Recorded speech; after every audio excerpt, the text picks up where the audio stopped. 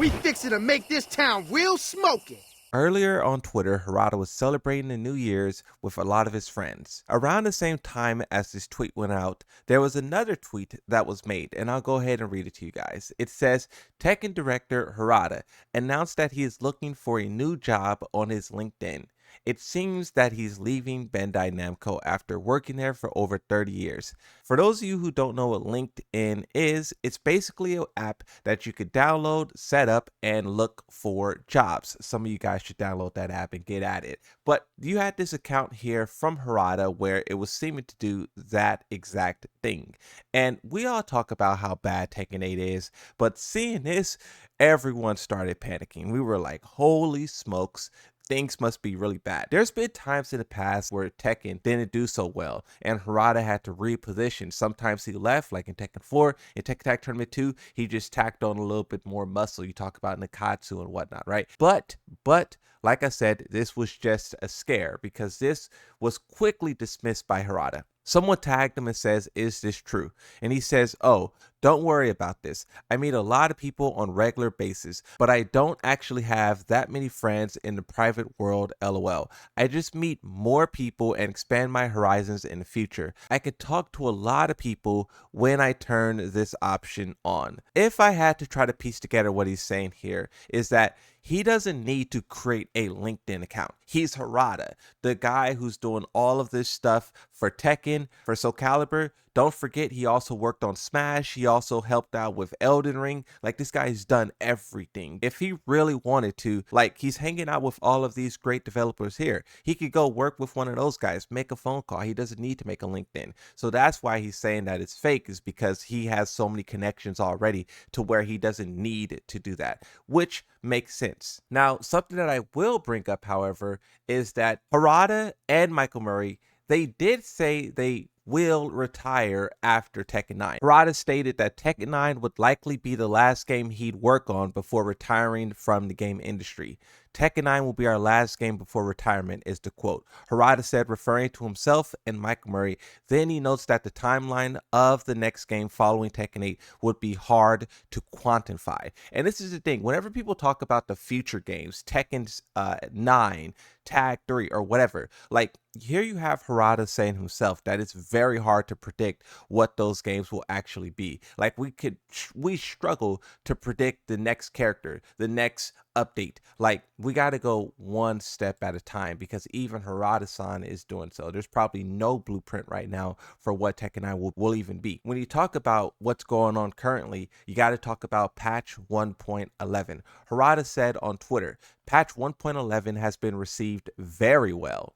Thank you. We're continuing to check your feedback, and as always, I say, even if you don't get a direct reply, don't worry. The staff are recording it. For everyone who always try to stop people from giving feedback or criticism, don't do that. The developers want us to critique the game so they can make it better. They literally have the T8 underscore report on Twitter that you can hashtag to get their attention, right? And this is what I love about the developers is that they don't like try to hide from like the criticism. They may not respond to it, or they may give like a little crazy response at times. You know, I'm looking at you, Michael Murray, but they are very on it. They fix the game. They do what's necessary. And then you get tweets like this where the person says, thank you, Harada. My screen looks so nice now. Amazing update. And it's them turning Reina into like a Kazumi type character. When you look at the Steam reviews, it's still currently mixed. Clive did a number on it. 64% of the 1,126 user reviews in the last 30 days are positive, so that's why it's mixed. When you talk about the numbers of the game, because this is something that we document as well, right? It's kind of coasting, right? Yes, Heihachi reached a higher peak of 14,551, but it slowly faded away, right, back to the 8,000. Clive reached 11,668, and it's maintaining. Now, right now, it's sitting a little low, but I think that's just the time of day or whatever, but it's hovering. It's been hovering over the last couple of months, all the way back June 17th, 2024, it's been 8,000 players. So when you talk about a game dying, look at Mortal Kombat. Actually, let me do that. Yeah, This kind of looks like a dead game. 1,000, 2,000, 2,000, 1,000, 2,000. Oh well, let's keep going. I also wanted to give you guys a little update on this as well. One criticism that we had about this update is that it broke a bunch of mods. You have this spreadsheet here that the modding community put together to organize which mods are working and which mods, all the green you can see works. You have these ones where it says update in progress, not known. These ones say half work, but you can see here all of the different blue ones that they fixed, which is a lot. These modders are not only skilled, but they're fast. You still have a lot of them that are still broken. It's not that many though. I'm not going to count that, but it looks like probably like 15 or so. Now, when you move on and you talk about what comes next, of course, we're still waiting for Anna, but Anna comes with season 2. Season 2, players have a lot of ideas of things that they want to be in this game. This is a streamer on Twitch, and bro has a long list of complaints that they basically want the Tekken 8 developers to do. A few things that this person highlights is one, how there's too many bugs in the game, especially on PC. I think that is definitely true. How the balance patch starting in March is also too long to wait for, which me personally, I'm not really tripping. March will be here so quick, but yeah, if you're really suffering in Tekken 8 and it's the only game you're playing, March probably feels like an eternity. But I would say go play Rivals, try Rivals. They also say how your friend list is limited to only 100 friends. And I think that is kind of an issue as well. I maxed that out like in the first month of Tekken 8. But also, add a feature so you can see how long people's been offline for. Also, player name search in custom lobby is something that they highlight as well. They also highlight Ling and Alyssa and how it's just 50-50 blocks all day. I'm not going to go too deep into the gameplay aspects, but that's definitely something a lot of people talk about.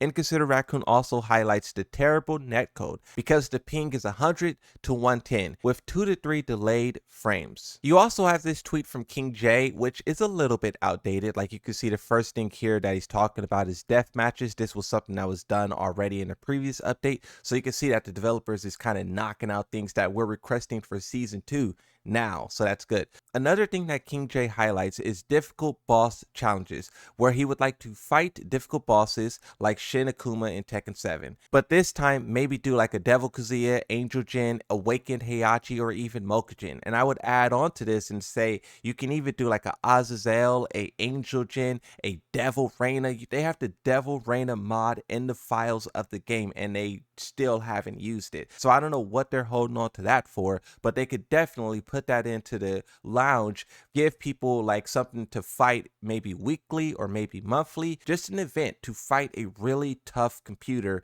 that kind of breaks the game like Shin Akuma, but it's a challenge. I would love that. King J also was talking about like a time attack challenge, which I think is really good as well. 3-on-3 team battle, a retro section, which I wonder if they'll do it because a lot of people talk about this. So you can see a lot of players have a lot of ideas and they're just trying to share these things with the developers. Not everything is about balance. Not everything is about like critiquing the game. It's all about just trying to build the experience as the developers said they want to do. And I love to see these kind of discussions happen and also how open and receptive the developers are to it.